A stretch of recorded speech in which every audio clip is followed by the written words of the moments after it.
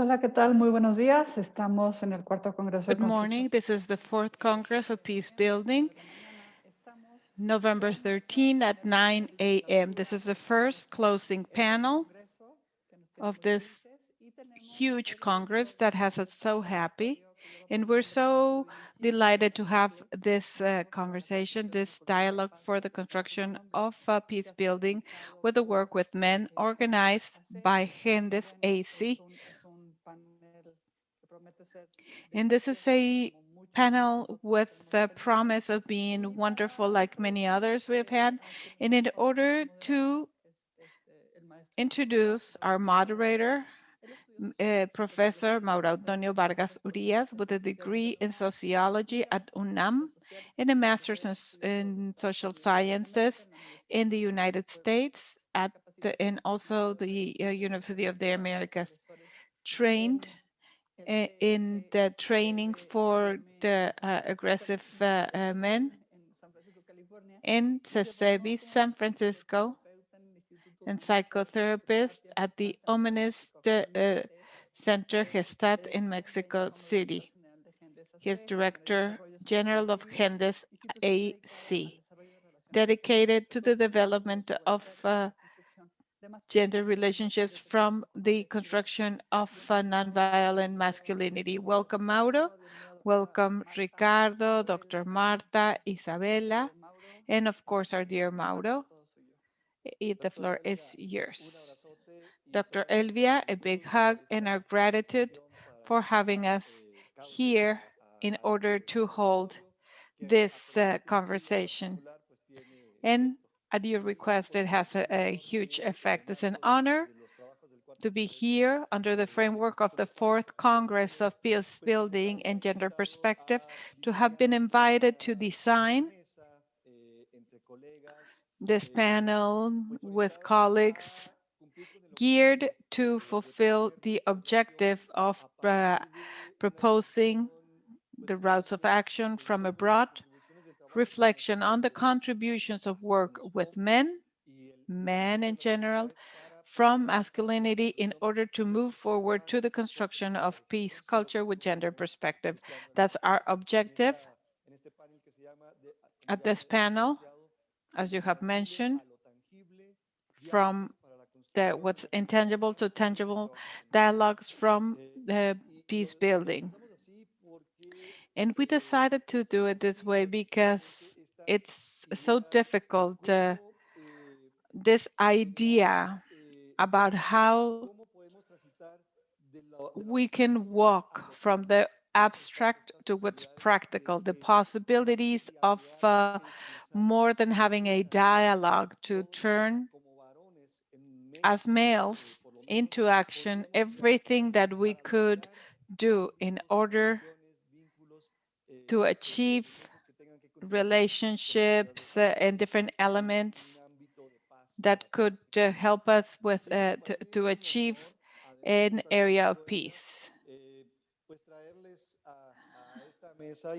It's an honor to bring to the table our colleagues who are honoring us being here.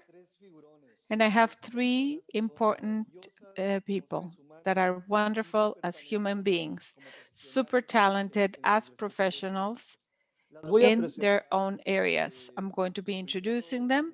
First, reading briefly their history, and then I'm going to explain how this is going to work. We have here Dr. Marta Torres Falcón with a degree in law at UNAM, and she's a specialist of gender studies by Colegio de Mexico, a PhD in social studies by the Metropolitan University. She was the director of the first center to care for victims of domestic violence. She has worked with different organizations, civil society. She has been the consultant with different groups at the UN, human rights, and gender violence.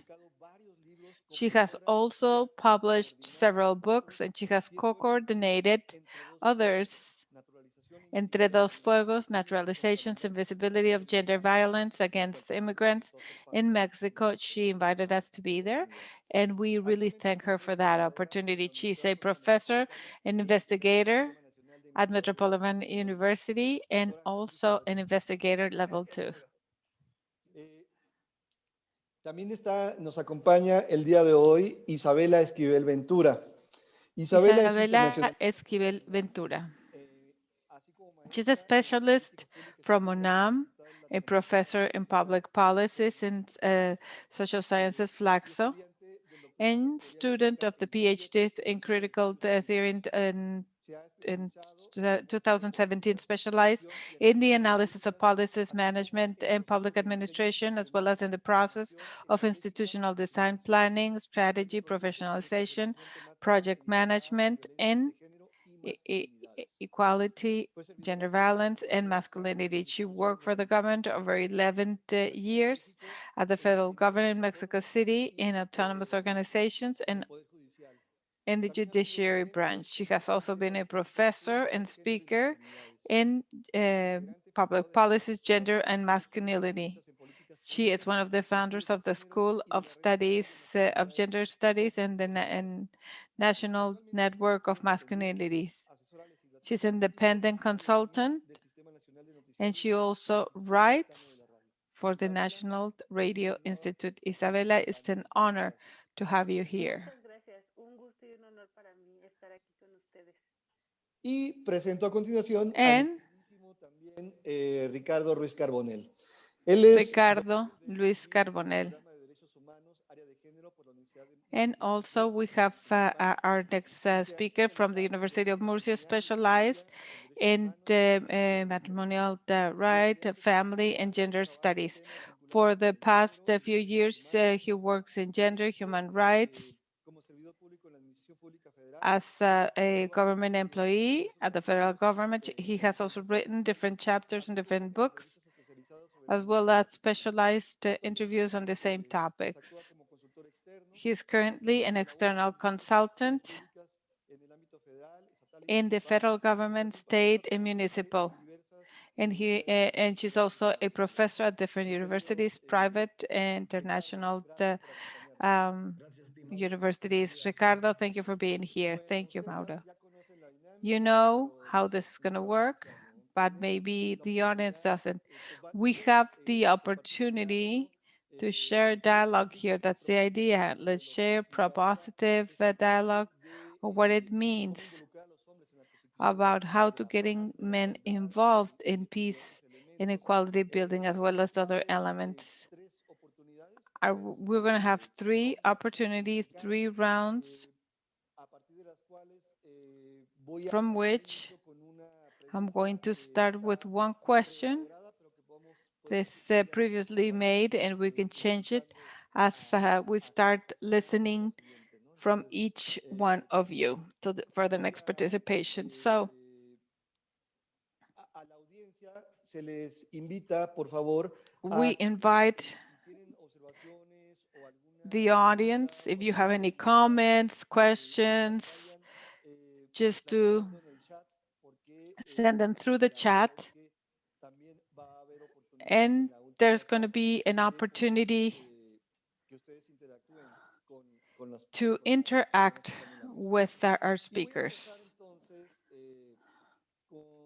contigo, Marta, ¿no? Bueno, sabemos I'm going pues to que hablar start with de paz Marta. We know that talking about peace implica no solamente means not only ejercicio de hablar de la ausencia de this guerra, activity sino to de talk generar about the absence of war, protocolos, but to generate acciones, actividades mechanisms, protocols, que actions, impliquen activities o estrategias que impliquen that que are vayamos adelantando estas strategies, posibilidades and that mean that we're going to move forward in these possibilities of a alternativas a different las que culture, algunos an alternate estamos culture pues decantando to como what sociedades. we're Para ti, going Marta, through as a ¿por qué es society. importante But for incluir you, Martha, why is it important to masculinidad include y por the qué focus of podemos masculinity and avanzar gender perspective, and hacia why la from here we construcción could move de una forward cultura de paz? Sé que son to grandes peace building culture? proyecciones, I pero know bueno, these are es parte great de lo que estamos buscando projections, but this is part of what colectivamente. we're looking for. Bueno, muchas gracias, Mauro, por la invitación Thank you, a Mauro, participar for en inviting me to panel be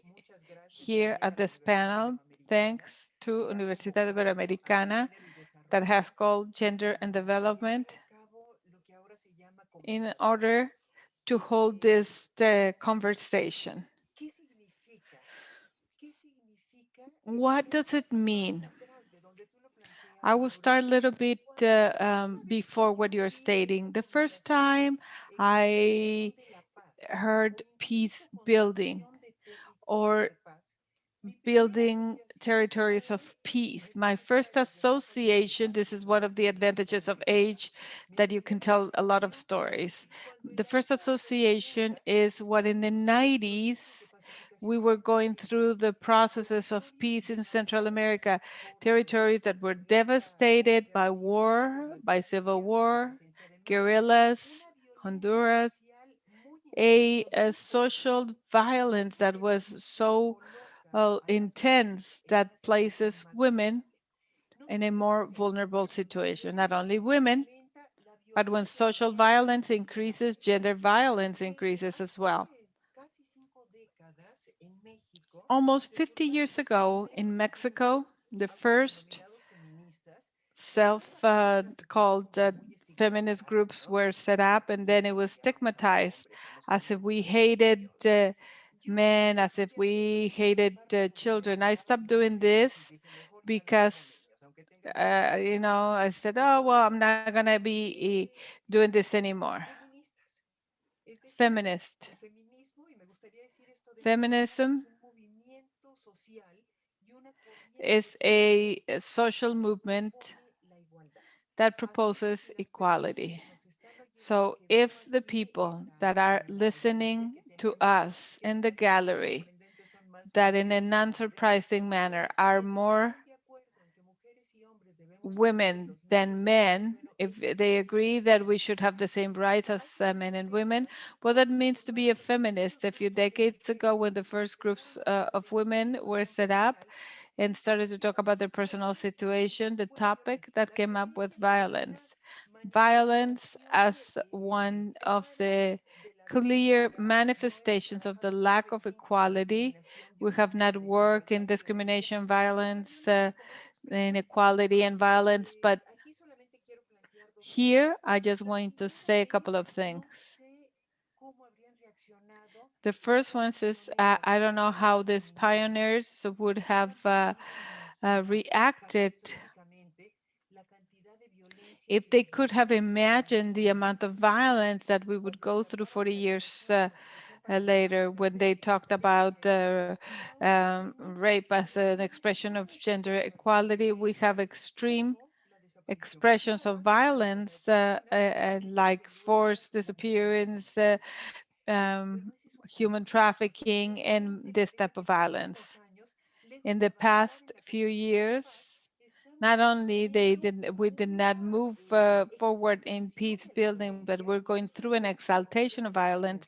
And I'm not saying that full aware, but in many spaces, and I'm talking about TV series, video games, it looks like violence is there where the main stakeholders are there.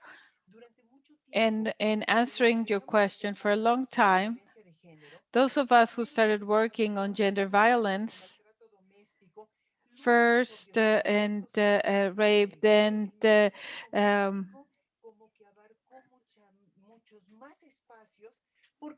all this abuse at home, because even the authorities, even the police at the Mexico City, they were interested not so much to eradicate violence, but to consider that violence inside the house, it was a crime and you needed to attack it, not so much the equality of the rights. But what I want to say is that particularly when you talk about violence inside the home, domestic violence, our colleague Juan Carlos Ramirez used to define as the syndrome of the man refer. The women that requested the services were saying, oh, my husband, that my partner said, and that was just a reference.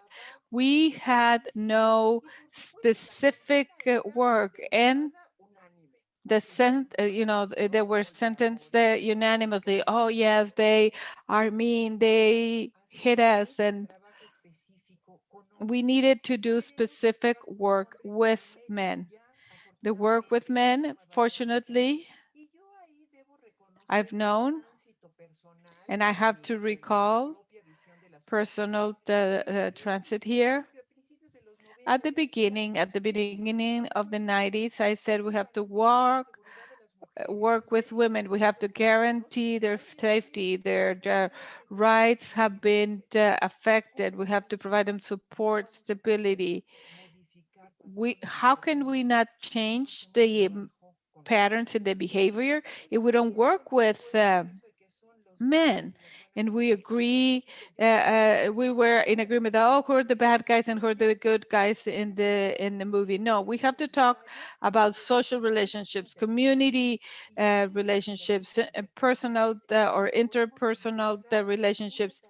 And this is where we can start consistently in a creative manner, challenging, which is the construction of peace relationships, equalitarian relationships in our immediate surroundings. Gracias, Marta. Bueno, aportas elementos You supersustantivos para contribute with the really interesting things for analysis procesos amplios de from pacificación, broad processes of peace, de aspectos políticos, from political aspects, historical, like in Central America. el sesgo de género todavía en aquellos años estaba un poquito Back then, no se all of this enumeraba, was affected. The specific situations of women were not mentioned, and how this violence, this political violence, dosis o had ciertos elementos certain que doses or elements digamos colocaban al hombre that would place perjudicados, men pero también afectando de una manera muy affecting específica very condiciones specifically de las mujeres different conditions of women habitan el mundo de lo privado, las condiciones and the private world and the specific conditions of women, the lack of opportunities, where they were invisible. So esta parte de la violencia en el this ámbito part of violence ¿no? En la casa, at home en aquellos tiempos pasaba también back desapercibida, then naturalizada, pero que también fue motivo para would be just dismissed. And this was a reason, a factor for the promotion of public policies and actions, because in the first stage, they were geared to favor conditions for women to get out of that spectrum. But when they would be setting aside the action for the men and de ciertas the temáticas, first, all of these topics in certain contexts, certain decades or years, las políticas públicas se public policies como were dedicated desde un to the enfoque approach from en donde la dicotomía daba mujeres y a hombres, mujeres focus víctimas where the y hombres dichotomy where agresores. men Esto, were who were injuring and the women were the victims, and everything was about taking care of them, of the women pues de su condición de victimizarlos. in their conditions of being victims. Esto me da pie para This takes pensar me en to lo que think viene a pasar contigo, what's Ricardo. coming. I'm going with you, Ricardo. Estamos ya We are entrado al siglo XXI, ¿no? Ya in the son casi 20 años, son 21st 2 décadas después de century, este siglo. 20 En years, two este momento decades, histórico también at afectado this por historical una moment sociedad, affected por una pandemia, por un by fenómeno the que está pandemic, a situation marcando that is improntas, setting está rompiendo paradigmas, so está many generando things, it's pues breaking muchas paradigms, it's generating expresiones incluso también a lot of violencia y expressions, esto even implica violence, not una only violencia gender, amplia. but also broad ¿De qué social. manera para ti, To Ricardo, you, la how, cultura de género que Ricardo, prevalece gender sigue perpetuando las violence that violencias en todos prevails los ámbitos? ¿Qué es lo que está ocurriendo? ¿Qué es lo que alimenta? ¿Cómo llegamos a continues esto? hitting us. La tendencia But how have we ha gotten habido here?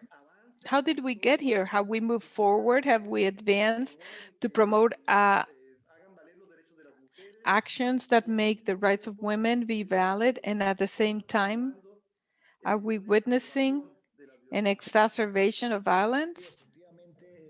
Yes, Mauro. I agree with what Marta was saying earlier. In this case, I would take this with the advances in a very shy manner. In the 70s, like Marta was saying earlier, everything about the feminist effort provided the result that in the year 75, for the first time, there was a World Conference on Human Rights of Women in Mexico City. But in the 70s, we saw that the advances were really limited. That's when we start seeing the culture of reporting in some countries. For the first time, we started seeing on all the problems that were just segregated by gender.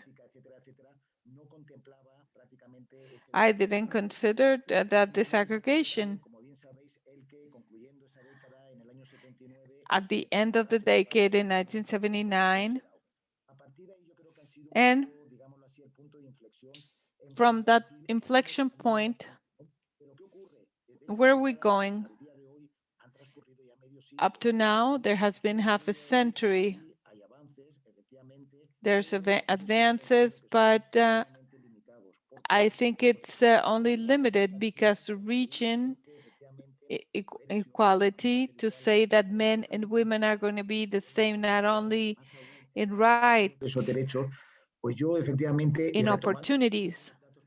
And taking some of the information about the international organizations, I see that to leave this equality open, because we can say that we might say yes, but one of the big achievements, as Marta said,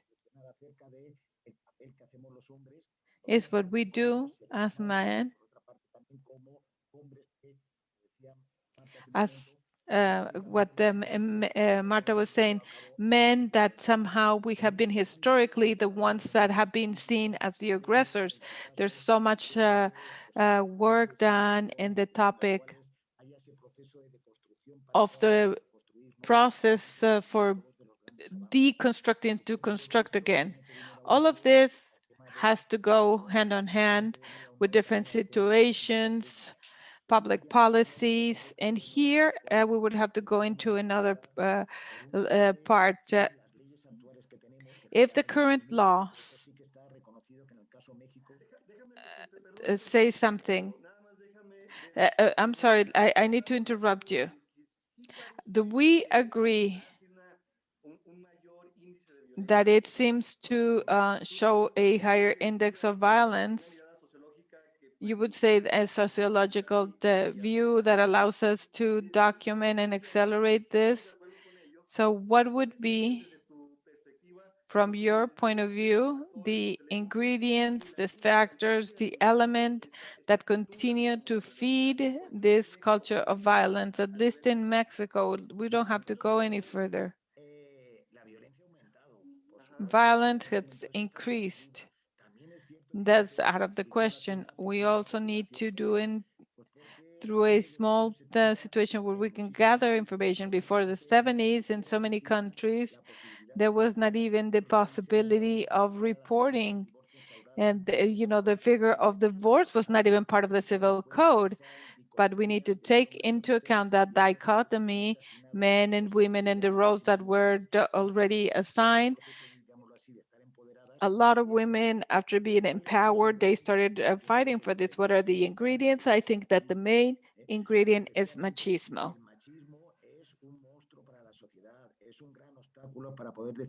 This is a monster in society. It's an obstacle for us to move forward to equality. But machismo, that monster that I mentioned, has so many different points of view that are getting involved in different areas and social, political. And this to me is what's missing. That ingredient, we have a problem here, and that's what we need to be building through the same focus. And men should be able to become better human beings, better persons. But this is about building. Men must understand that being macho only shows things that are toxic and harmful, not only for them, but for society at large. To break down machismo is not easy. We need to talk about centuries what patriarchy has been there, patriarchy is still there, and yes, to break in that case is not easy. But I believe that a huge enemy is machismo. Muchas gracias, Ricardo. Thank you, Estamos, Ricardo. bueno, And colocando entonces nociones que we son, are setting notions pues, that antiguas, o sea, are milenarias en ancient, términos millenary in terms of logics, representations, sobre cómo vivir en el mundo, configurations about how to live the cómo world, estar en how to expresión be corporal, there, cómo estar and how to be as part of the body and the body of a man and the body of a woman, and how to get en lo público. related and to act in the public part. With advances that have been significant with respect to the guidelines that set the possibilities to reach peace, to reach structures that can support with harmony alternate societies to violence. And it also looks that for some reason at this time, machismo is growing. There are advances, but we continue facing challenges. We continue with so many pending topics, particularly in this country. I believe that we have a historical debt with women, with the exercise of rights, that they can really have access to opportunities and to full activities of autonomy with public policies and other ingredients, other factors can help to change situations. So I go now with Isabella. And from this point, knowing your critical view that characterizes you, I would like to ask, how do you think that the construction of a culture of peace with the focus of masculinities in the gender culture, if we wanted to change things under the situation that one of the possibilities is that throughout the different things, ideally, this can turn into a lifestyle for everybody from gender perspective, and the focus of masculinity as a huge additional component of gender perspective. How can this contribute to the construction of a culture of Sí, muchas peace? gracias, Mauro. Un gusto, como decía, estar aquí. It's a pleasure to be here Ricardo, Marta, and to Mauro, listen to you, porque Marta, creo Ricardo, que han planteado because I believe you have set or you have de los que puedo tomar mucho para mentioned so many things that I can take to answer this question. pienso que en general todos los I enfoques think that in general, all the different focus contribute and is necessary, la mirada that we need to look interdisciplinaria, at an interdisciplinary, transdisciplinary look cómo es que in order to see diferentes how many focus from different sources, from different origins can help us to see this. And there's no question that gender focus and the emphasis of this with respect to masculinity is one of those that, from my point of view and from the experience that we participate in, provide us with elements of cultural changes. I'm going to be sharing with you why I see this way. For example, I want to say that we are at a congress that talks about the culture of peace and how to incorporate this in gender perspective. And I think it's important to acknowledge that there has been a concept key in areas such as the UN, the international system, and after a long history of humankind with the conflict, covered with a conflict, the evolution that we have about thinking of the culture of peace goes beyond that. Conflict, armed conflicts, should be a factor that is going to be an obstacle, but it is true that is not the only thing. There have been so many situations that in any situation when we use gender perspective, what they can do is, or what we can see is that, women, as women, we can lose so easy, and then it becomes harder until we get to the context that we have, unfortunately, not only in Mexico, but throughout the world. And when we see this, I believe that peace is and cannot be there if it's not with gendered perspective or masculinity. Because part of the processes that the culture of peace needs, like for example, the processes for peace building of the principles such as nonviolence, are neutralized somehow in a system like patriarchy and the model of masculinity and how it's present, and the execution of violence, masculine, competing with them with an identity based in those values. And that's why it's important to see, because hegemonic masculinity is a process. It's just looking for a culture of peace, and then it becomes one of the main obstacles from my point of view in order to reach it. And all of this would need to be us providing or performing a gender analysis in different sectors of the population with intersectionality focus. And this situation of hegemonic masculinity, it forms another culture. It's a culture on itself. And when we hear Marta to, say how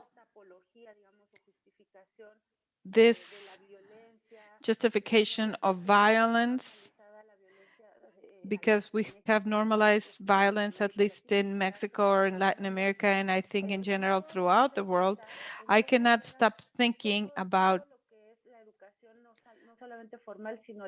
how non-formal or formal education works. These processes where we have participated in society with cultural incentives so strong, like the production in the industry of entertainment, with everything that we have and that we have consumed as entertainment is based in the model or the values of hegemonic value, and they become cultural incentives and massively. And how we can question this.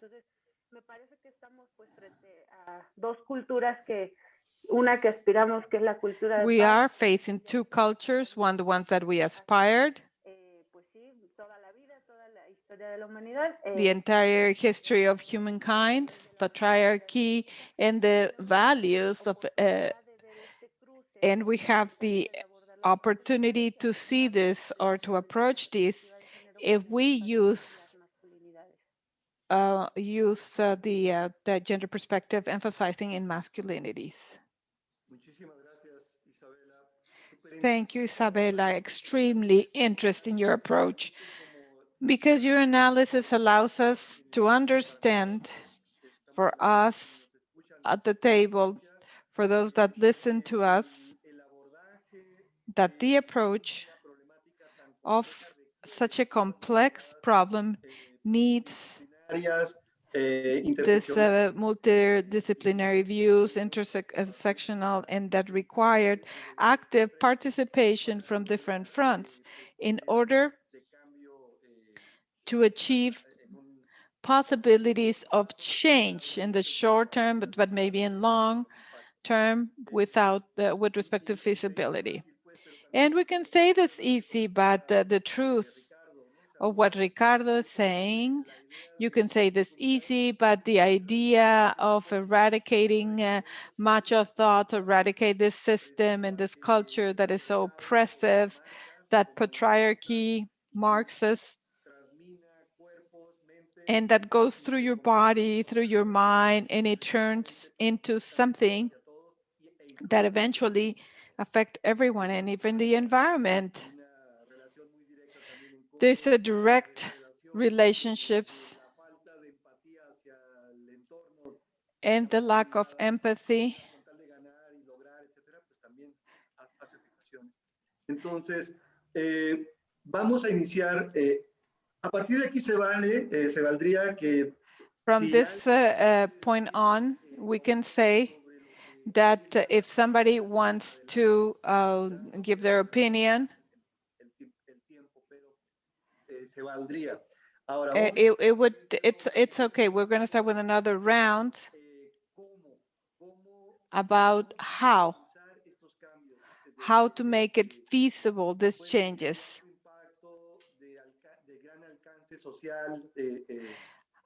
With respect to the social scope, how we can reconfigure how we move in the society, trying to promote peace and equality. This is utopic, but it's possible. I'm going to go back with you, Ricardo, in the second round. To promote change in substantial equality, why is it important to incorporate gender perspective in the exercise of citizens' safety when we're talking about all of this outlooks? We see militarization, when we see the ideas of how to counteract violence and the measures that are taken, it might seem that we are even really doing things.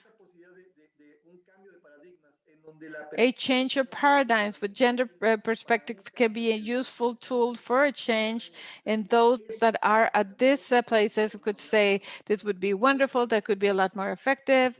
And as you say, gender perspective is a tool. It's a wonderful tool. It's a methodology that from the analysis would allow us to detect what you just said.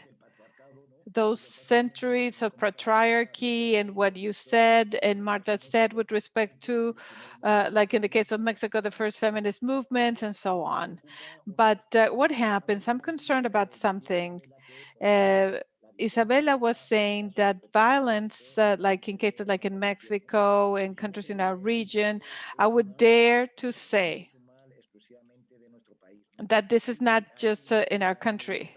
And to me, there's something extremely important in the global index of women, peace and safety between the 19th and the 20th. It says that in this case, Mexico is 103 in the 125 countries. And this is really of great concern. We can see that in order to build a world of peace where violence should be eliminated, we are there. What can we do? Well, I think that from the focus of gender perspective, we can emphasize in masculinities, and we have to understand so many things. And I insist, I keep thinking about the same. It is the analysis, the reconstruction. And in this case, it's possible that we understand how citizens' safety, agreement of living together, how can we have access? Because to me, it's not possible that today, like Isabella mentioned, it's not possible for me that we're talking about these indexes. And to me, just in the case of domestic violence, we have to talk about other things. To me, this is something that I cannot even consider. It's not logical. It makes me so mad because it can happen in my country of origin. And as you know, this can be a result of the biggest expression of machismo, that is this something that is normalized, and it's what I call this concept violence or all of this that just arise. This is a series of violations that are reiterated and that happen. This is how can it not be possible that it has a component that is completely masculine feminicized? We have seen that the situation is so severe. What are the things to understand that this construction that is taking us to peace? It would mean that we need to eradicate this from the root. And the problem here is that the violence are brutal. They're endless, and the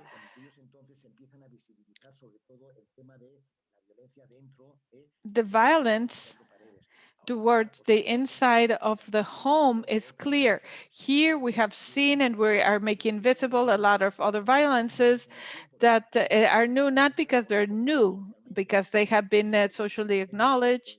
It could be digital, it could be political, it could be media, it could be so many. But to bring this into gender perspective in this sense, it's going to be a tool extremely positive. This is something that is of great satisfaction, and all of these elements that it could be more prone to other things that could be the police and other things that we see more and more opening to progressively understand that with respect to gender perspective, this is a tool that is very positive because this is not going to benefit men and women, it's going to benefit the authorities at large, and therefore it's going to be a great step to reach.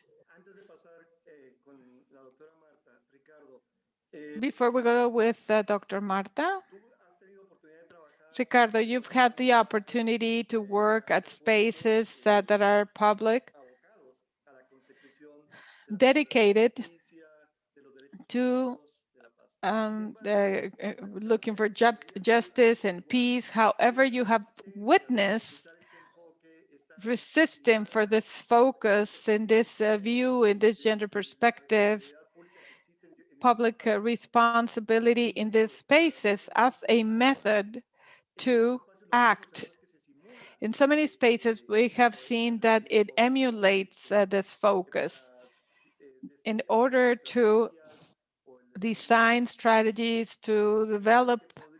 What do you feel that we could promote in order to achieve this commitment that is so much clearer and more practical from these instances? I don't know if this is complex and what else can I say, but I believe that we have to understand something. Change is difficult for everyone. Not only change in what could be, like Isabella said, the transformation of masculine hegemony, but the new forms that are going to take us as a fractionated manner to the culture of peace. But what happens, what you're saying is true. I have worked with the police, with the district attorneys, and I would say that maybe at a certain point, when they understand what could be the advantages of bringing gender perspective, what happens, the lack of knowledge, and I don't want to just justify in this sense, but I think we need more training, a lot more protocols. Our colleagues in these segments, many of them do not know this differential approach, like Isabel said earlier, what it means, the intersectionality, what Marta was saying, that correlation between violence, discrimination, or violence and lack of equality. I believe, and then I agree with you, that something that brings gender perspective sometimes is similar, but it's not what we need to solve this. But I believe that there are the people that are uh, that think differently. But you were talking about professionals. I'm concerned about it, something that is very important. I work with the universities a lot. I work with youth that are studying, and I would say that 95% are people that what the gender perspective is in the comprehensive protection for the childhood, it's important and necessary to build egalitarian societies. I would say, I'm concerned because we have a good percentage of colleagues that are still in denial. I was at a conference recently, and a colleague said that everything that I was saying about patriarchy is not true, that equality is there, but he might understand that there's other measures, because that's a lie, because women cannot be there. But, the guy that's 20 something, I would emphasize with, that this could be completely different. But as far as I know, with respect to gender perspective, this is a huge advantage. All right. With each answer, we see that the challenge is huge, and also that it brings so many things. It's like, just growing so much. Isabela, I'm sorry. Isabela, you have been at the forefront of different strategies that are geared to promote involving men in eradication of violence. We have participated together in different initiatives, and from that outlook, from the empirical view that you have been able to accumulate, how can we generate the right proposals to include the focus in masculinity in public policies? What's important to prioritize? What topics should we promote? How to promote them? Sí, muchas gracias, Mauro. Pues, bueno, pues a lo mejor sería bueno solamente retomar que... Maybe it would be a good idea just to mention that what Mauro mentions with respect to getting involved in some strategies to promote the participation of men in equality or getting rid of violence has to do with an experience with the Agenda for Equality, that are proposals for public agenda to bring men into gender equality, and it has been a process, an experience that is so wonderful personally, and it has been a collective experience. It has been something that we have built together with different people, and something that I'm clear about from that experience is that it's a responsibility and a huge challenge to look at this, because men are involved in gender equality, in the culture of peace, in human rights. And I'm going to say it, that men are involved in what is not part of what they do. Usually, in general, everybody in that culture or in patriarchy, but in particular men, because they are usually working with a hegemonic model. This is a huge challenge. It's a challenge for me that is historical, and that's why I don't think that there should be false expectations that we're going to be able to achieve this soon, because there's so many things that we have to consider. How to do it, I believe, is the key factor. It should be the articulation, even to bring this to dialogue in the articulation of these topics, to say culture of peace, gender perspective, masculinity, to start. Everybody that has participated in this Congress, I believe that this is a huge step, how we articulate efforts, because I believe that in practice, many people that work on this, we end up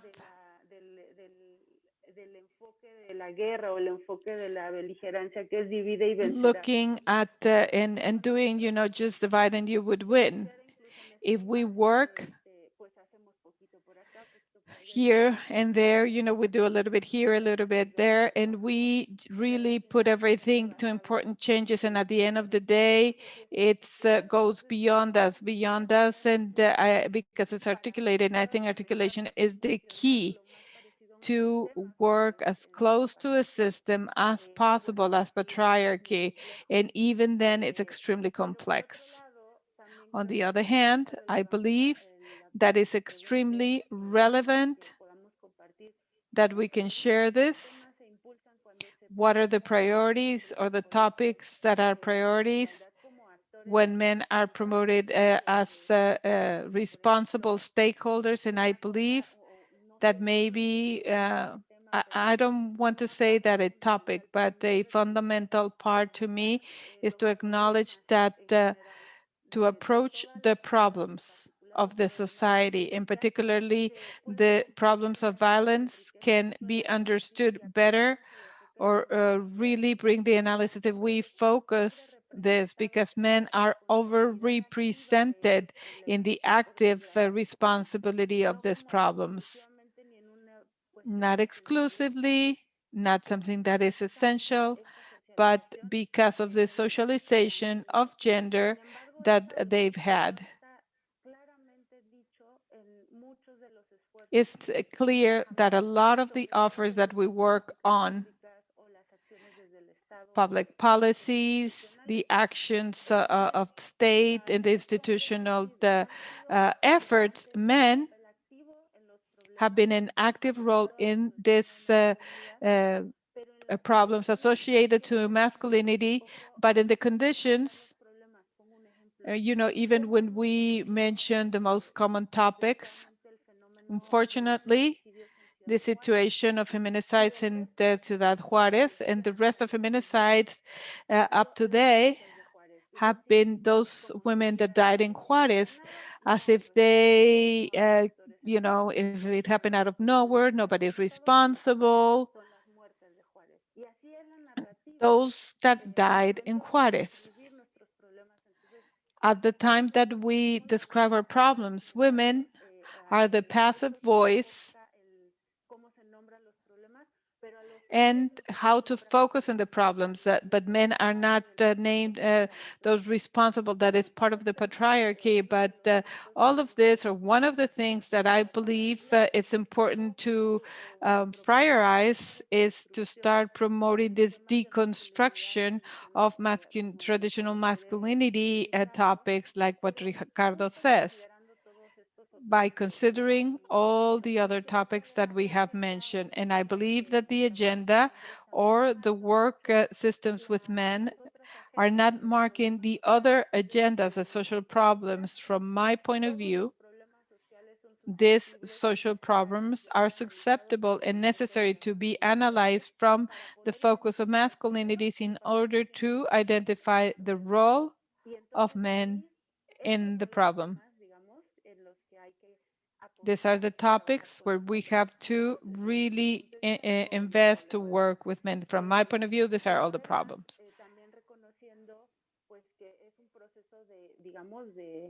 All these processes that are long, it would be important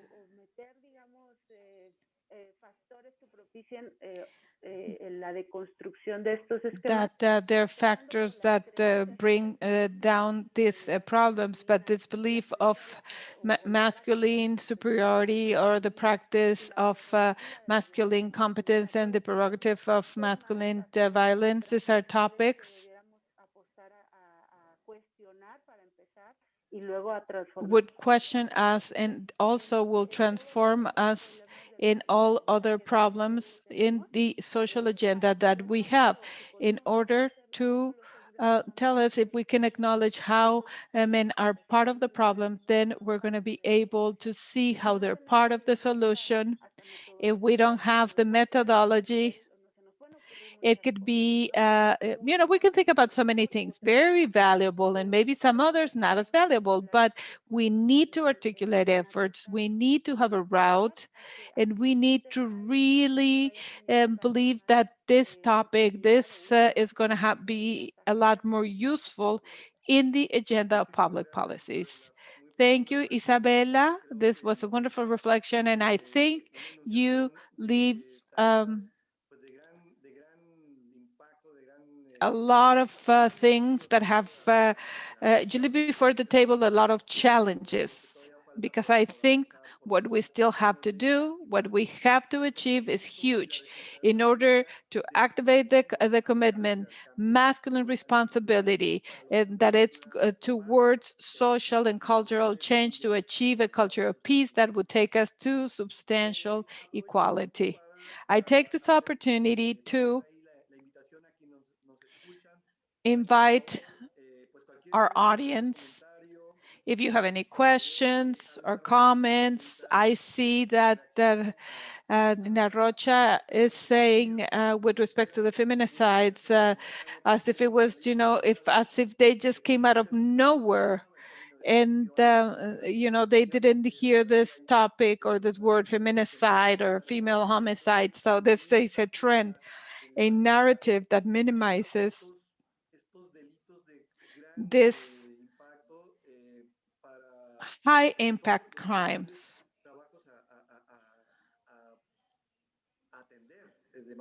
And there's so much work that we have to care for urgently, Dr. Marta Torres Falcon, in order to close this round. And here we have a question that we were thinking very specifically for you because of your experience. What,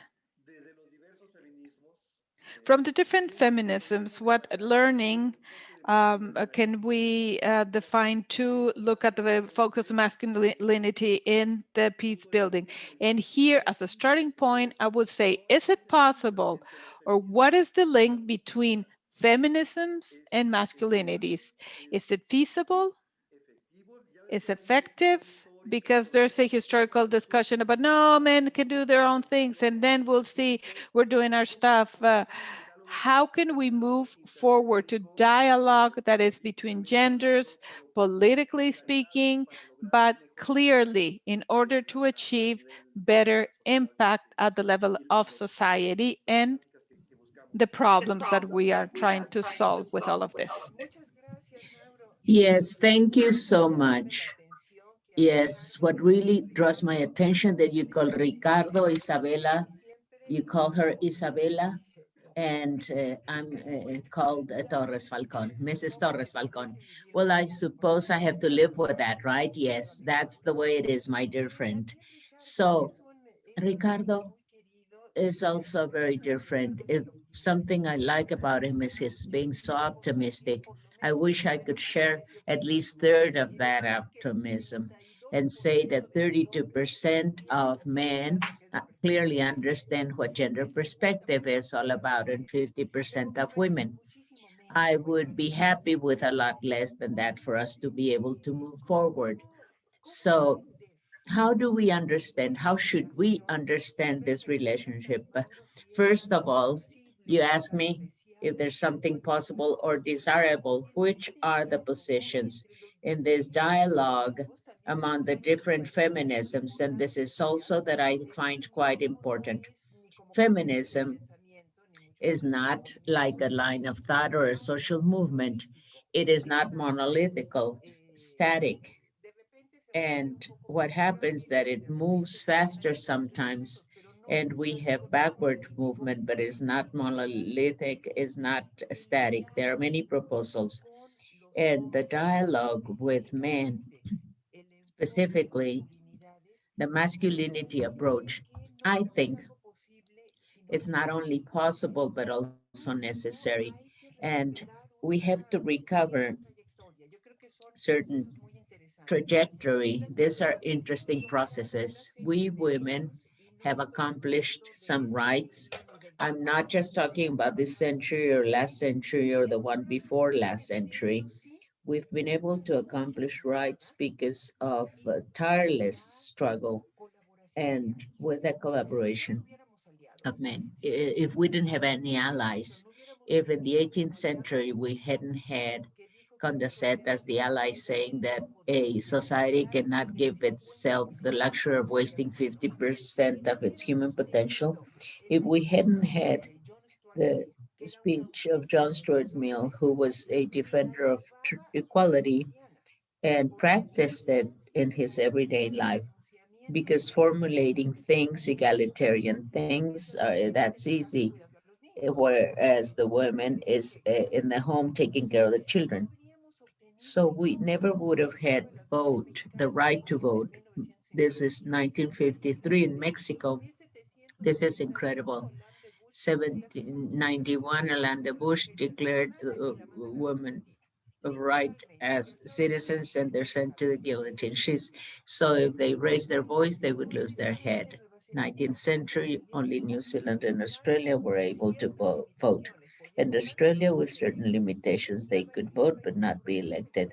Most other European countries, first part of the 20th century, and the American countries, one third. Switzerland had the federal vote. Swiss women were able to vote in the 70s and the local vote in 1993.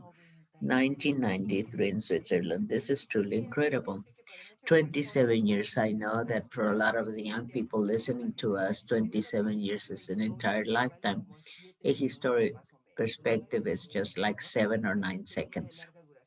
A long lasting perspective. We never would have had the right to vote if in that Congress, 1953, we hadn't had at least one congressman. There were only men there. One congressman favoring this, convincing a second or third or fourth congressman that would be listening to international expressions. And finally, the decree was passed. In countries like Saudi Arabia, there are no allies in 2015. The king was thinking, yes, granting or giving, not recognizing, conceding vote for women. And this is just an example.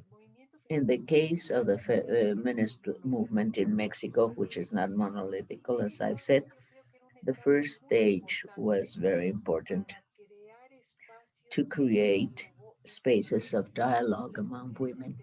Women among us do not speak much. And this is strange. And people say we're always talking, but we're always listening. That's the truth of the matter. We have to listen to everything our husband says when he arrives home at night, because he's telling us the important things, traffic, car jams, and his boss's bad temper. But however, in those spaces, women could talk about what was happening to them. And this session of discomfort, they would say, well, what happens to me is similar to what is happening to you.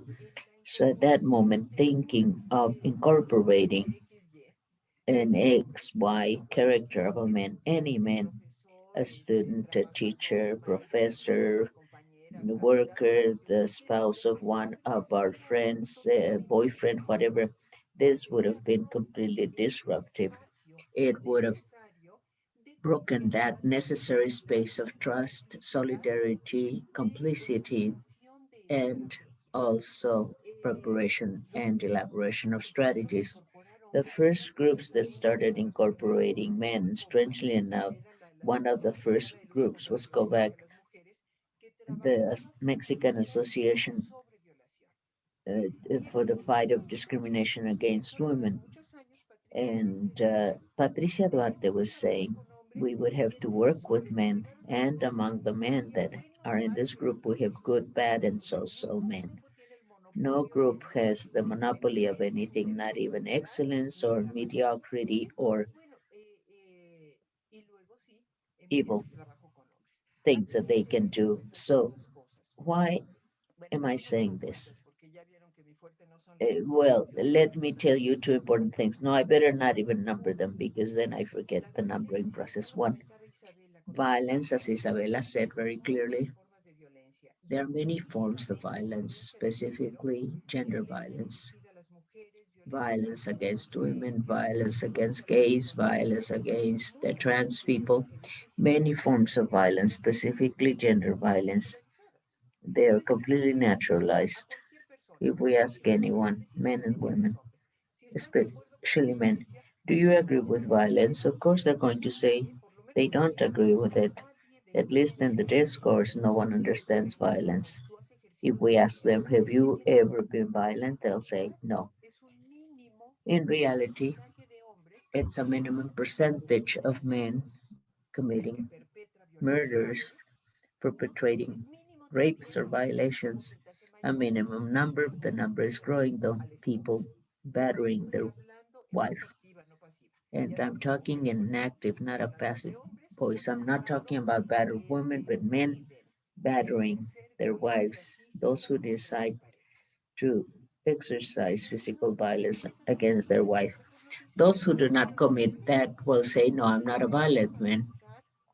But if we start scratching the surface and the harassment, public transportation, for instance, a man hitting a woman and taking over the space, whenever we would take the bus, for instance, we were able to travel when, you sit there and the men go on the bus and become the owners of the transportation system.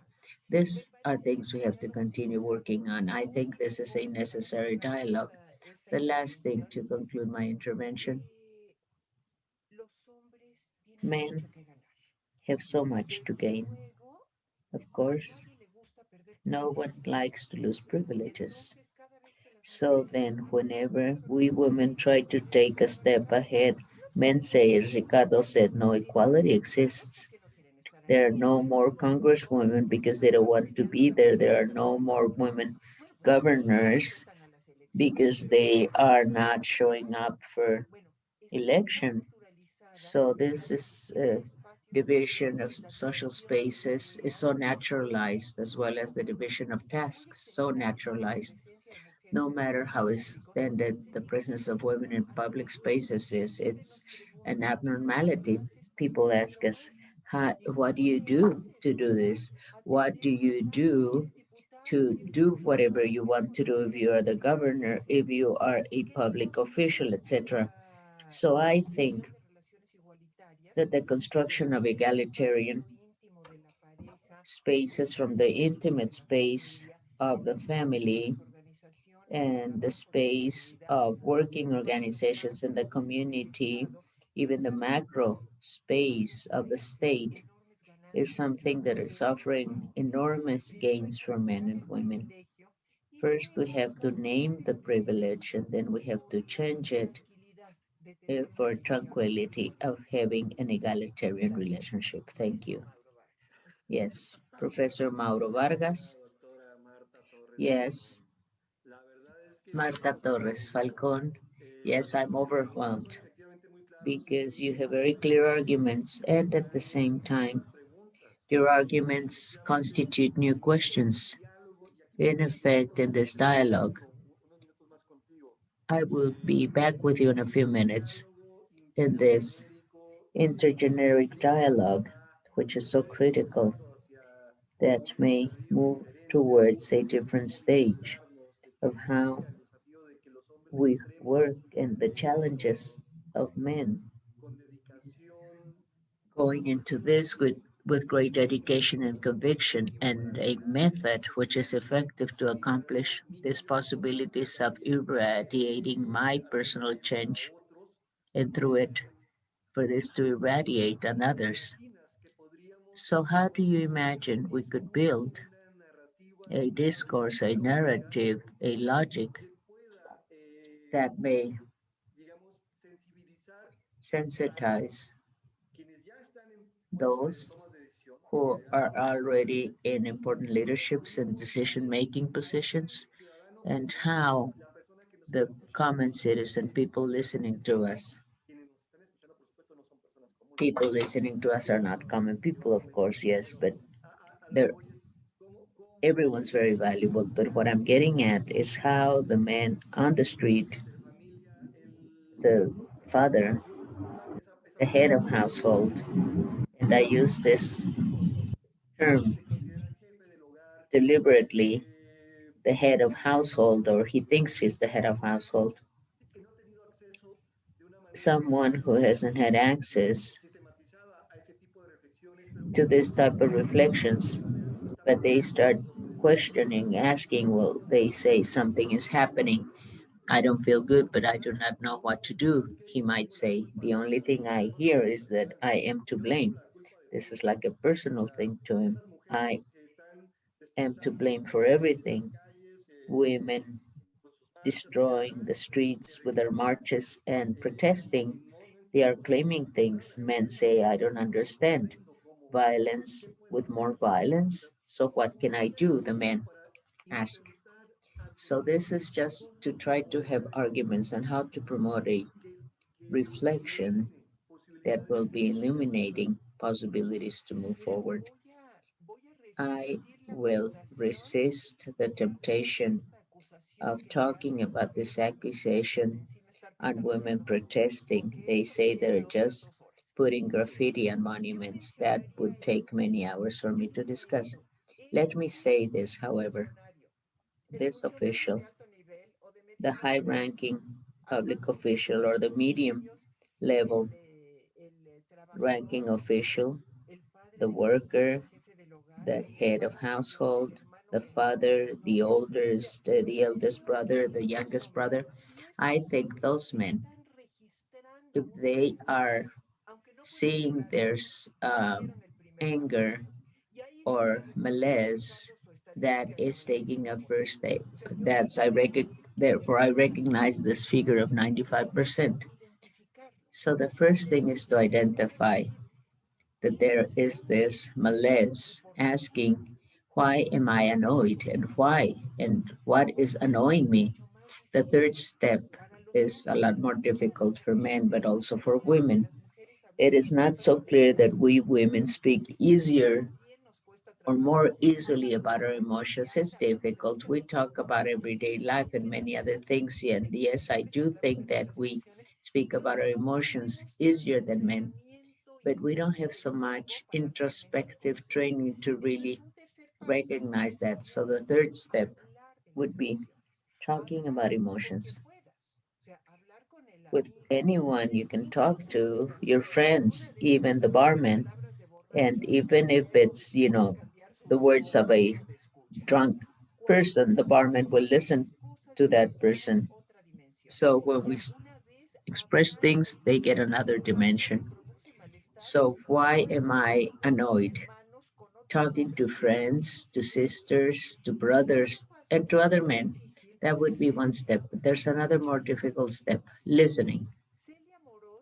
Celia Moros, a Spanish philosopher, in a wonderful text called Violence Against Women and Patriarchal Pacts. I think she wrote it in 1990 or 91. She talks about how actions of women are pre-interpreted. If a woman takes a cab with two friends at 11 p.m. and she sits between both friends in the back seat, well, she wanted to be raped. That she was looking for. This is what a Spanish judge said. This is not a joke of mine or something the author wrote about. This happens in Mexico and Spain and many other countries because their actions are pre-interpreted. Claudio Obregón, what do you mean? Dancing without the husband with a gun, dancing and dancing with a man who's not the husband, and then shooting the guy who had threatened with raping her. Well, in the sexual harassment cases, the Supreme Court of Justice should be an example respecting human rights. And there's 91% sexual harassment. Women working at the Supreme Court a few years ago say they have been harassed. And the minister said, well, they like that. They like me calling her honey, my queen, look at your beautiful legs, and you are so cute. Things like that. So asking and listening to the women, how do you feel and why? I could continue with many other examples, but this dialogue may come precisely from that sensation of being annoyed. Men have military training to suffocate that feeling. They say, no, I don't feel bad. No, of course I don't feel bad. So it's a matter of recognizing first and also recognizing this. Men and women as human beings, we can be close to each other. We can approach each other in this dynamic of building relationship of peace. Thank you. Yes, thank you, doctor. The truth is that each one of the interventions with you gives me the possibility of asking so many more questions to continue a dialogue that would never end. But we have to start concluding and opening a space for those that are listening to us. Through me, I can pose their questions. I'm getting a few questions. Lucia Mata is making comments on what you've just said, Marta. She says, what the doctor is saying happens every day in everyday spaces. Yes, it is very clear that a lot of the examples we are expressing in this type of discussions come from everyday reality, and they are reflected on spheres of relations where we end up affecting those relations, and many have to be silenced because of situations of hierarchies and things like that. It is difficult for women to manifest themselves. Although there are protocols, although there are things that make it possible for them rather to express their voice, there are still many limitations. We have another comment here. Let me just say it, and it's for any of you to answer. Gabriela is saying, what elements would differentiate presential gender violence from virtual violence? Who wants to answer this question? Well, I feel I'm monopolizing the use of the floor. We know you, so don't worry, there's no problem. Isabella, and then myself. Yes, Isabella, then Martha. Good question. From my viewpoint, I don't think there's any difference, just the media or the means being used between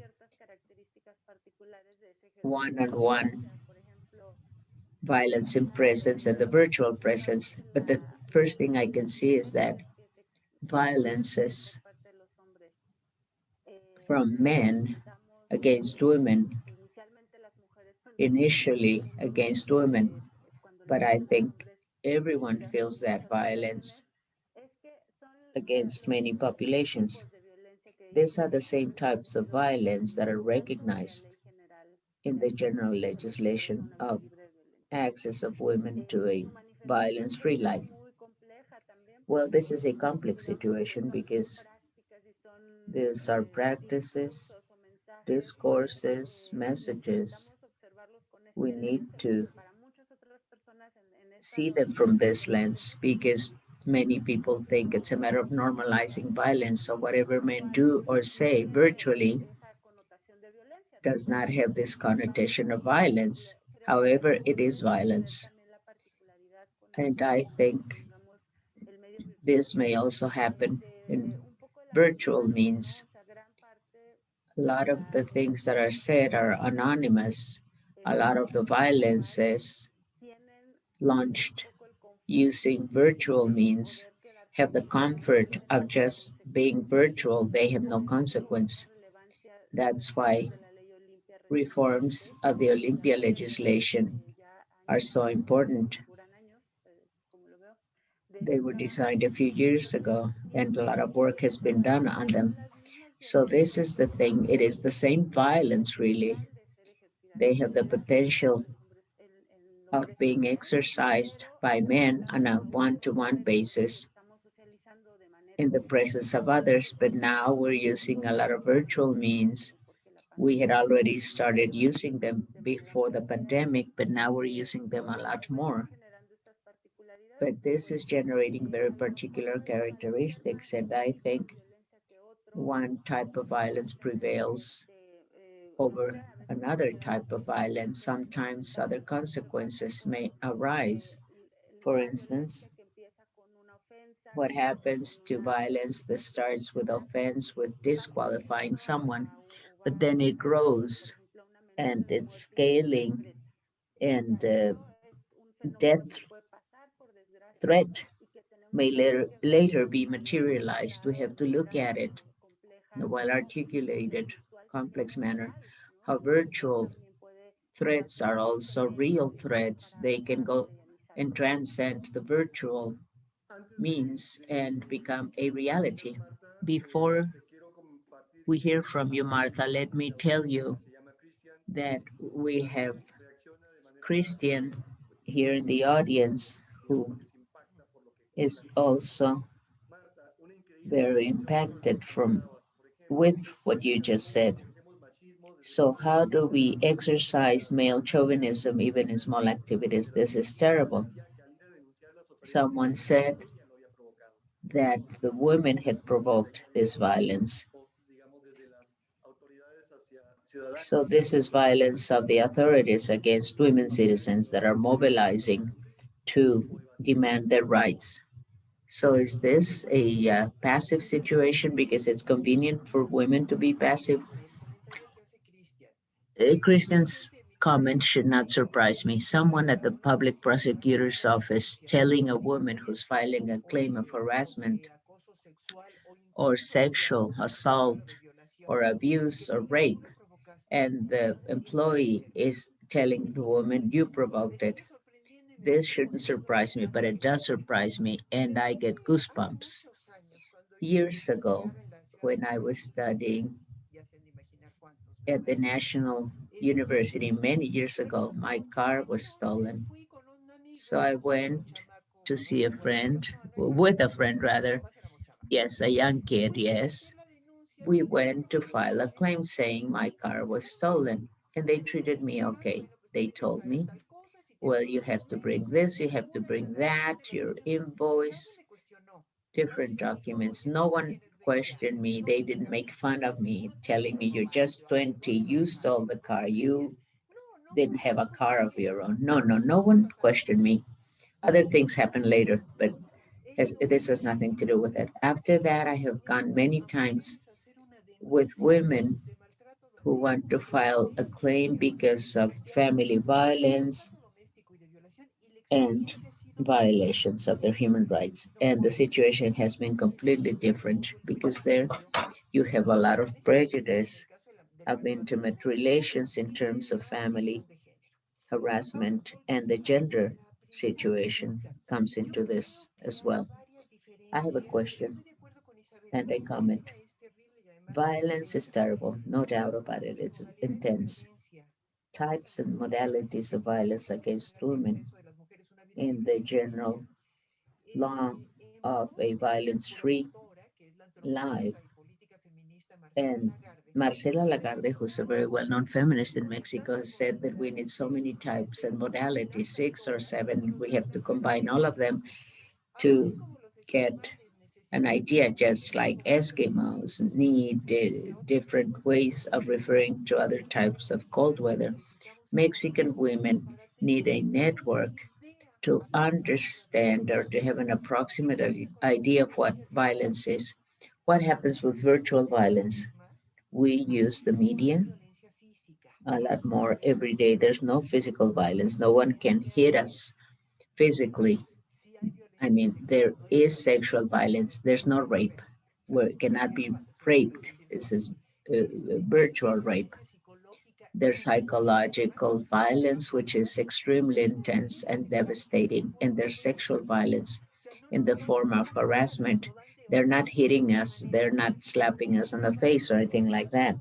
But we have many problems. One of them is that there are not sufficient standards. The Olympia legislation has been very difficult. Many things have been said through it. There are two things here. One, terrible anonymous aggressions. Anyone can take any name, any nickname, and send any type of aggressive message. But then we also have the possibility of it being disseminated, a video, for instance, of disseminating a message, anything that happens in a matter of seconds. And once more, we give our advice to the victims we do counseling where women say, don't record anything, be careful, as if they were the ones that had the solution in their hands. No, the solution is in the hands of the person exerting violence. I trust that with this new Olympia legislation, more claims are filed, and for us to modify the way in which we have accounts in the different media for this anonymous characteristic to be fought against. We have to know who's creating which account, and the person has to be identified.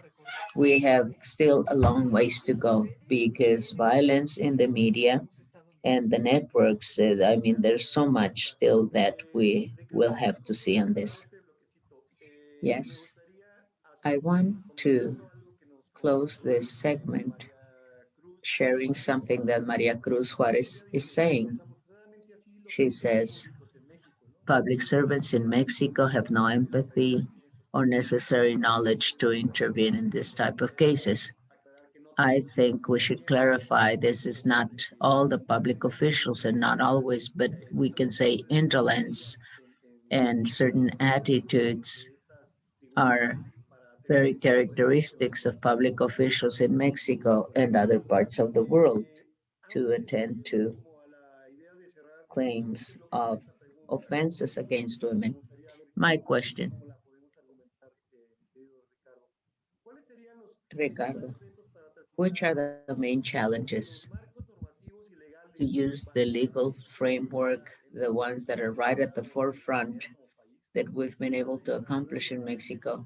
How can you use them for gender equality, substantial equality?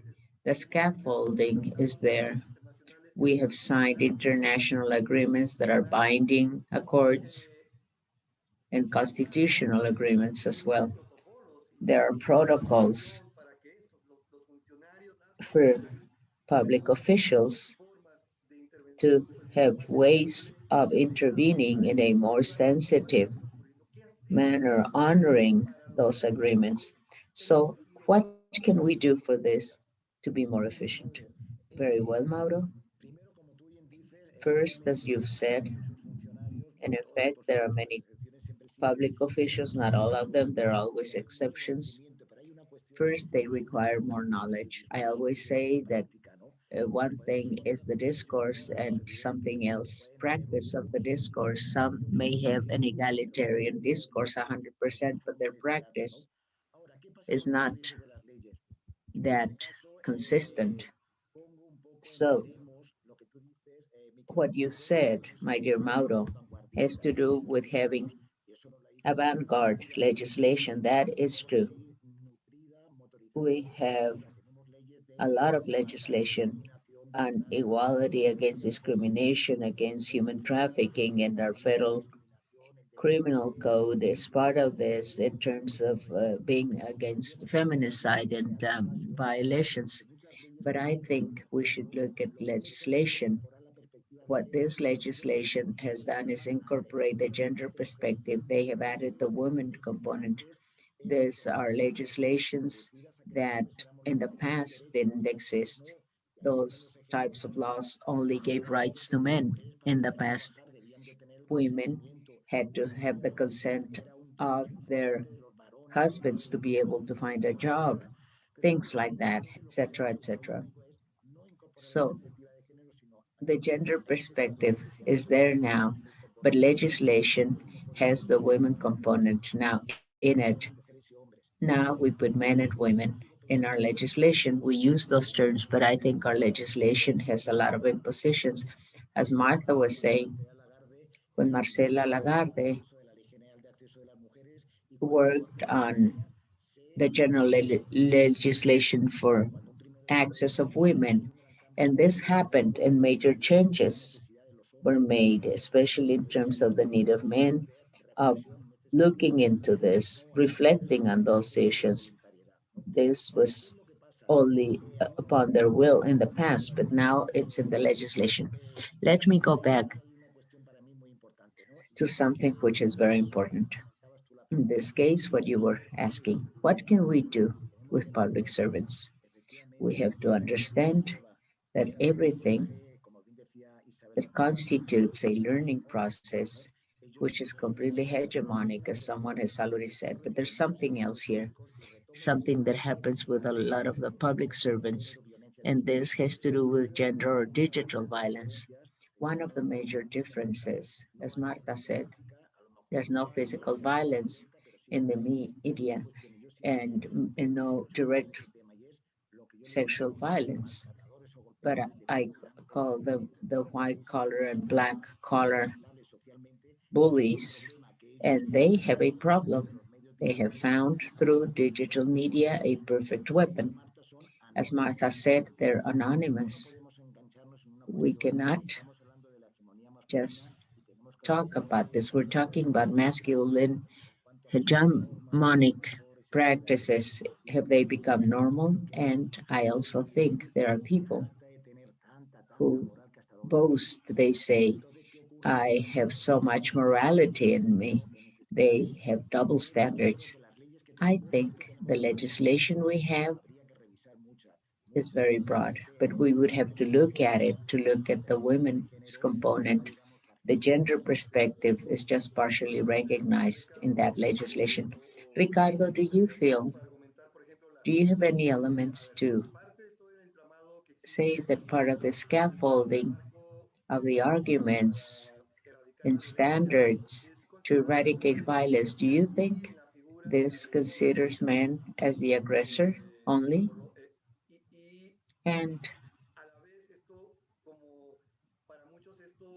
for many, this implies we're being considered under a stigma of a single figure when the patriarchal system generates negative implications for us because we blindly obey those mandates.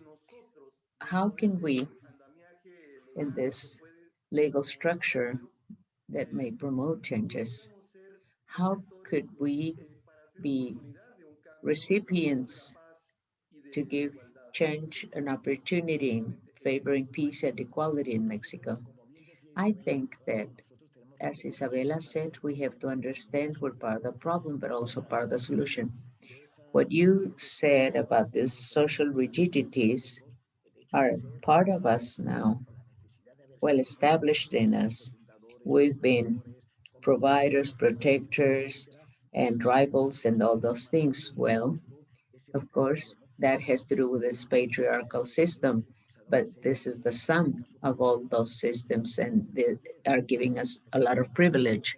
So, what do we have to do? Well, I would have to say that aside from the legislation and the policies, we have to think about transformation.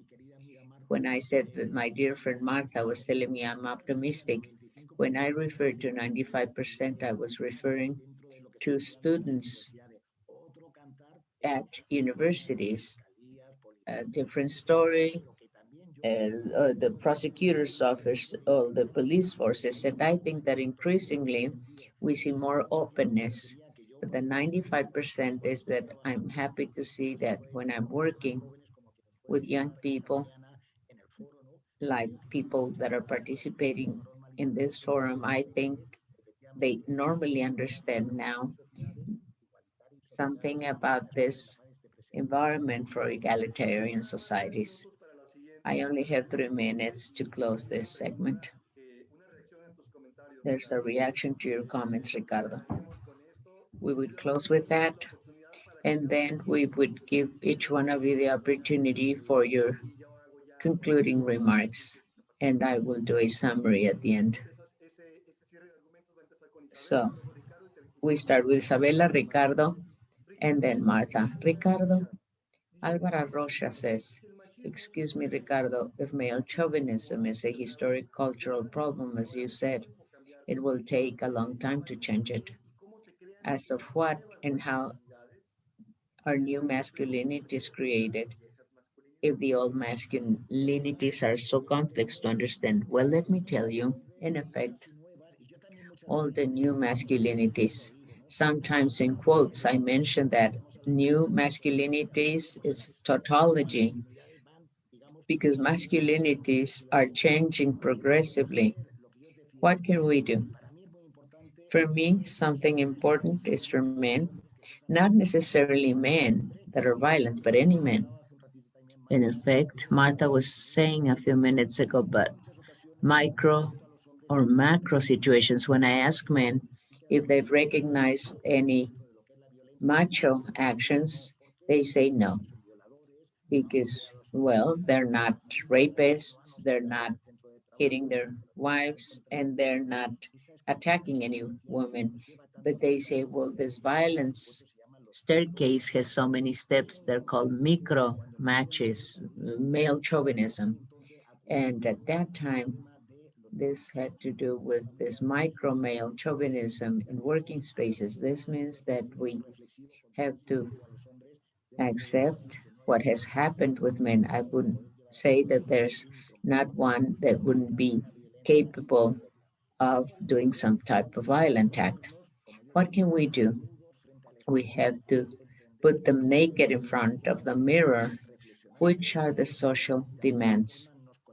So, what is giving us this positive angle or demanding from us to continue changing society? There's a major challenge is to fully reach human rights. People say that soon we shouldn't be talking about classifications, saying that humans have just one human right, the right to happiness. This means understanding women have to be co-responsible, but we have to understand the situation. Many men think they're great responsible for this, and they say they're helping and they're supporting others. Martha said something that I found quite interesting, the expression of emotions and sentiments. Yes, not only of affection or grief or pain, we have to understand something. For us to be affectionate fathers, responsible parenthood. What about healthcare? Until now, many men think that stereotype assigned to them historically is still prevailing in society. They're the strong ones, they are the leaders. So a lot of men don't pay any attention to the human right to health. We have sexuality as well. Many women understand that sexuality is a reciprocal process with affection, sexuality, and caress. And many men in many parts of the world understand that more than sexuality, this is for it to be reciprocal thing, it is a mathematic thing. They understand that the more sexual relations they have with different women, the stronger men are.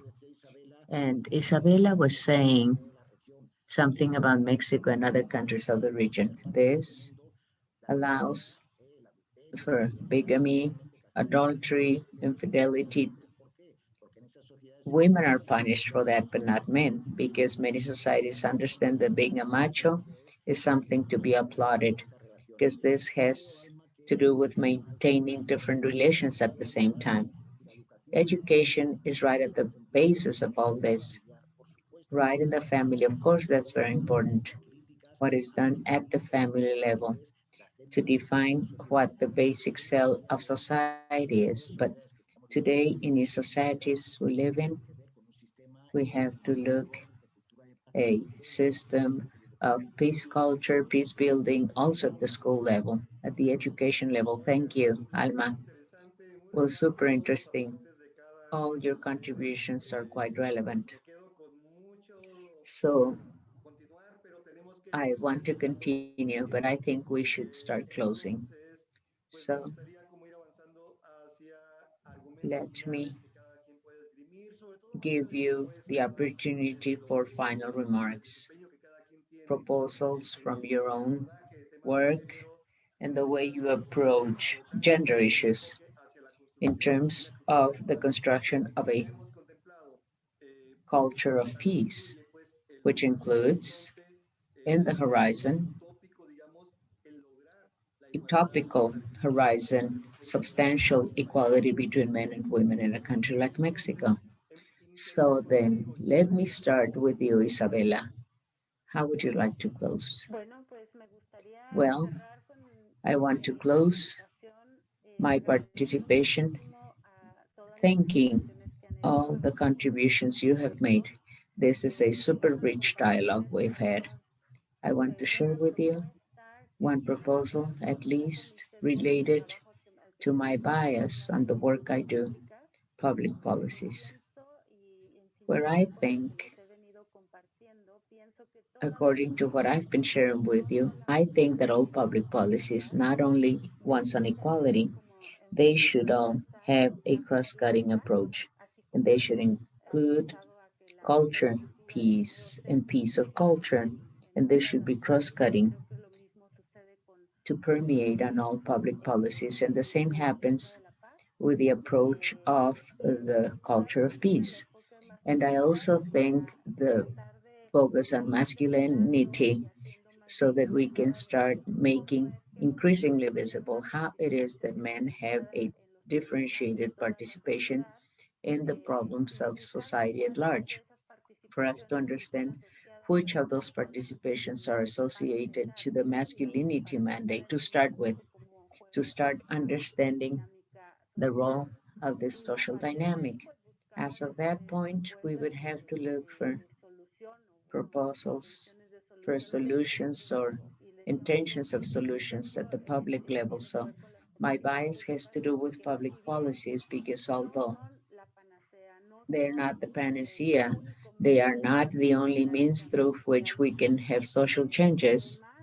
And on the other hand, unfortunately, the experience we have in public policies is not the best experience. We have a scaffolding or structure of policies with a lot of challenges and a lot of limitations and a lot of failed efforts. I think policies in general and everything that comes through the public work we do, especially with the responsibility of the state in all this, it is fundamental and necessary to take this into account because therein lie financial resources, general resources to have changes at a higher scale. This is done with any type of policy, really, any banner policy of any kind of government.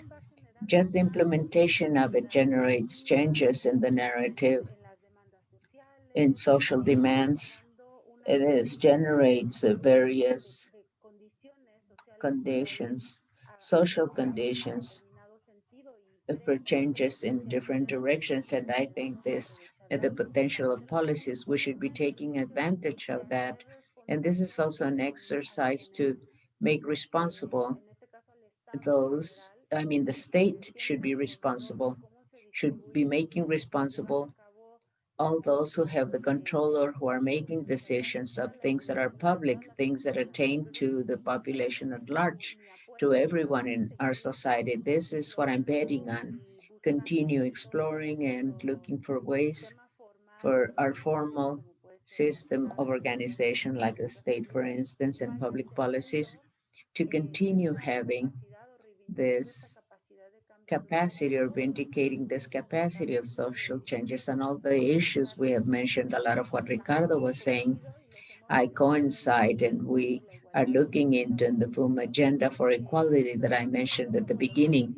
These are just the beginning elements of this community working with men for a long time, like you, and from other spheres like the field of psychology and anthropology. You've been able to show that these are recurrent issues and topics and they haven't been sufficiently explored or worked on, nor do we necessarily have the changes we want. So this is my personal proposal to link the culture of peace and masculinities and for them to be part of the other public issues. That would make a great difference. It would also allow us to be betting on changes that are more structural changes. Thank you. Thank you, Isabella, for your super brilliant participation. Let's give the floor to Ricardo if you want to share your final remarks. Thank you. First of all, I want to thank the organizers.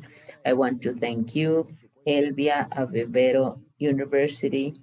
I want to thank everyone with all my friendship and affection for Martha and Isabella. What can we say in this sense?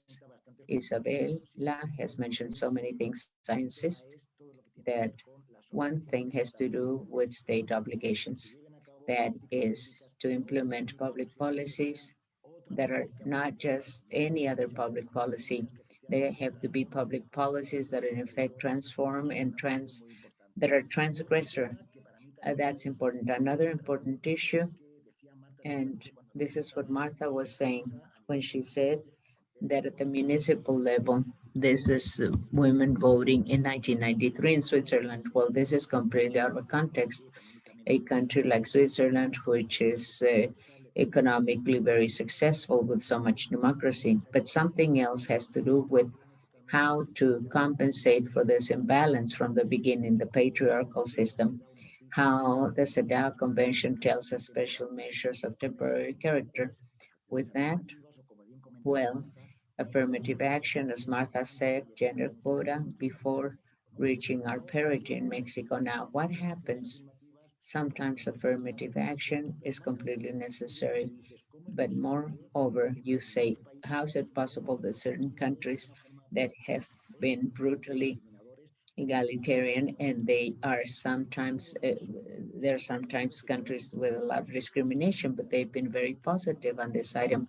India, for instance, is one of the countries with so many attacks against women, but India was the first country in the world that had affirmative action at the constitutional level, not just for women.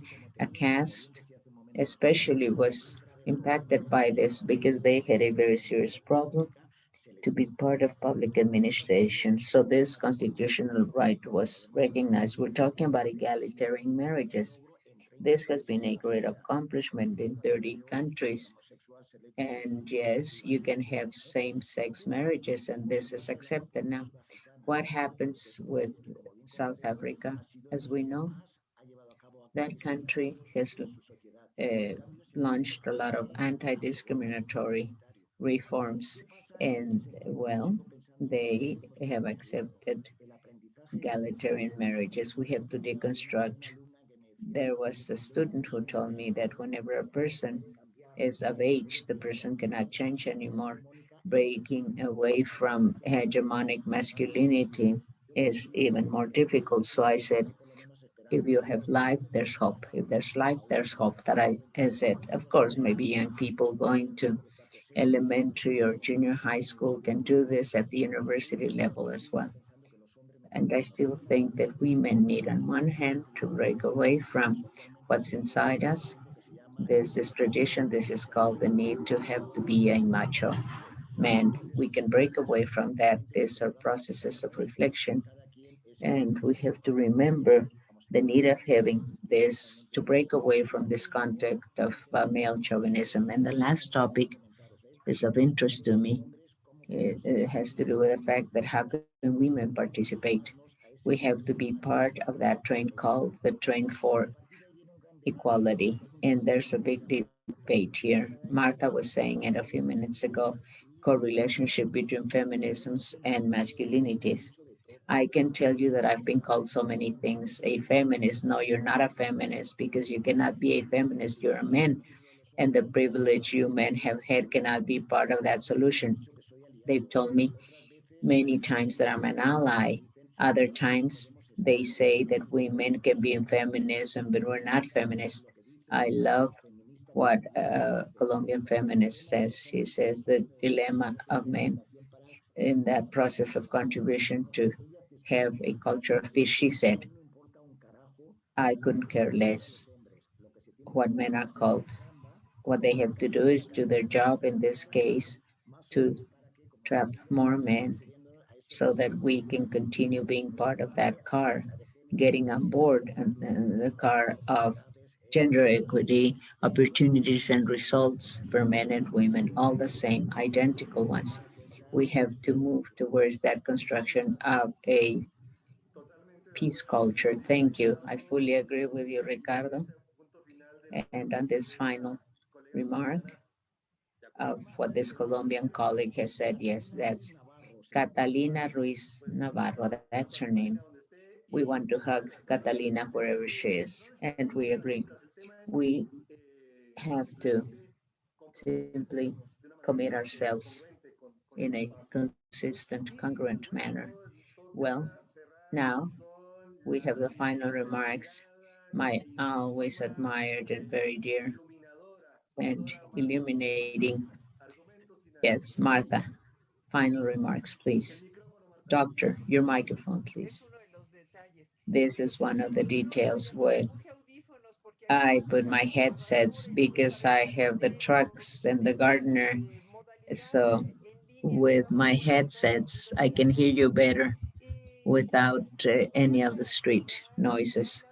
Well, to close, we've been talking about public policies in this last round in a very clear manner, highlighted by Isabella, and the state obligations that Ricardo mentioned.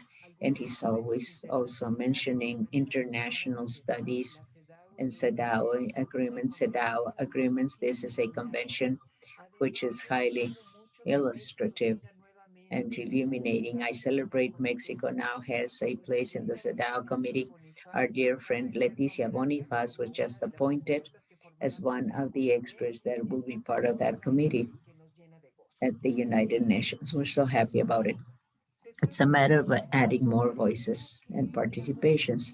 I think the construction of peace doesn't come by spontaneous generation. Social relations are built. If we live in a society with hierarchies, with inequalities, where violence is there all the time, because this is what we have built. We have to deconstruct the society. And of course, public policies are important in this effort. It's important for the state to take upon itself its obligations. It's important for the different organizations, the social organizations, to also do their job, to monitor public policies, and for them to be mediating structures vis-a-vis society. And this is important, and this is what I wanted to highlight. Individual reflection. And I'm calling reflection, and I'm calling women and men to have this type of reflection. Gender reflections are also built. And in a macho society, as Marina Castañeda says in Invisible Male Chauvinism, in this type of society, we're all male chauvinist, and gender goes beyond bodies. Not long ago, a friend put in her Facebook a prayer saying, please, COVID for the patriarchal system. And I added, and not asymptomatic. We hope that it's symptomatic. We want this patriarchal system to suffer even with COVID. Well, this is just a joke, of course, but let us look at everything we're doing with the construction of peace or peace building. And I say this to conclude: peace building. With it, we all, men and women, have something to gain. When we have egalitarian relations, we have nothing to hide.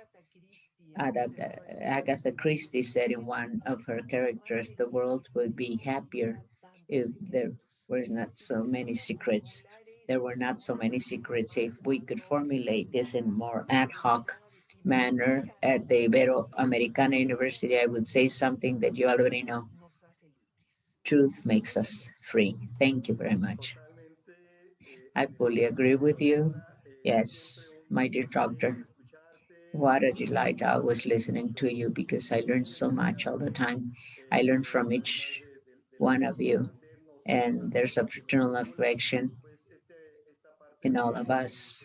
And I want to summarize some of the elements of significance to give way to changes. The purpose of a Congress such as this one is to add our voices and contributions. As Martha just said, the more voices, the more wills we have, the better, because we are going to be showing that in actions for peace and equality. And generally, we've heard about public policies and also the importance of individual promotions. And this may be part of those guidelines for greater impact. Everything may be just ideas, but the other part is having the right methodology to do this. We're working on this, on the design of proposals, initiatives, logics of intervention to prevent, to eradicate what this means. And with that, to strengthen processes for peace building. And Isabella was emphasizing budgets, funding, financing required for this to move forward through public policies with greater impact and broader and more effective impact. Ricardo spoke about the importance of affirmative action measures in this process for equity and equality to close gaps that are still there at many levels. Those invisible logics, apparently or symbolically, that make it difficult for women to continue moving forward in a very effective manner, and also breaking away from the essentialist idea that to be a man you have to be a macho. Well, obviously, this is causing so much harm in our countries as individuals and the entire world. We have to promote creative possibilities of how to be men committed with irradiating participation. And Martha closed with adding our voices, including other voices, promoting voices and participations through the academic sector, promoting the participation of new generations and sharing this new knowledge to replicate it, to expand it, and to know how to be part of effective actions building peace. Because in effect, this is not finished yet. We are now doing this every day. We are building peace every day. We are evading it or building it. Evading it if we are not committed with changes of paradigm and to nurture this work. And then there's a logic of individual reflections that's fundamental to deconstruct and reconstruct relations for those new paradigms. So all I have to say is thank you, everyone. What an honor it has been for my organization and for me personally to work in this panel with such relevant figures. I admire all three of you. I truly love you, and I hope we can include the image of Dr. Elvia Gonzalez de Pliego. We want to thank her. She has all our recognition because she is the big promoter, the great promoter of this fourth conference, Peace Building from a Gender Perspective. I know how difficult it is and all the work this work and these 13 panels have implied so many efforts, so much participation from those participating in the panels and those who have honored us with their support, listening to us and participating with us. I also want to thank every person asking questions, comments, every person making a contribution. Maria Alejandra Etzal made a comment at the end that I didn't have enough time to mention, but thank you so much. Elvia, let me give you the floor with the commitment of closing, please. Thank you so much, my dear Paulo. Thank you so much, Martha. Thank you so much, my dear Mauro, not Paulo.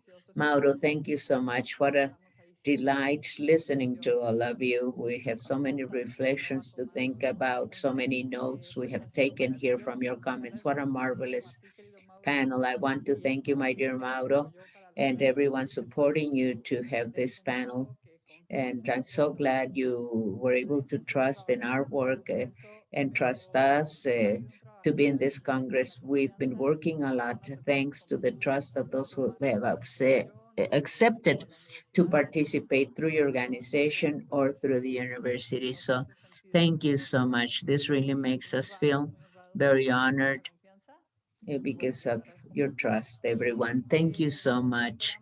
And we shall see you at 4 p.m. for the last panel. And this is the closing panel, panel 18, organized by the Institute of Women, Peace and Security of Georgetown University. This is this afternoon, the last panel. I hope you can be with us and see you. Big hug, big hug. And I want to thank everyone in the gender program and the med area. And thank you so much supporting us with technical recordings. We remind you this panel and others are going to be in YouTube in English and Spanish. Thank you.